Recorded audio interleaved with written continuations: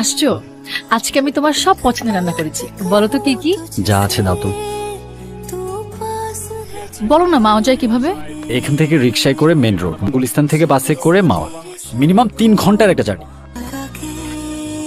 আমার কিছু টাকা লাগবে। ঠিক আছে। তুমি চিন্তা করো না, আমার কাছে কিছু টাকা আছে, আর বাকিটা আমি ওর থেকে যেভাবেই হোক নিচ্ছি। সবকিছু আমাদের প্ল্যান মতোই হবে। এই শোনো না, আমার কিছু টাকা লাগবে শপিং এর জন্য। পাঠিয়ে দিচ্ছি। তুমি এখানে? বাসায় চলো, তোমার সাথে কথা আছে। রাখো তোমার কথা। সারপ্রাইজ! Thank you.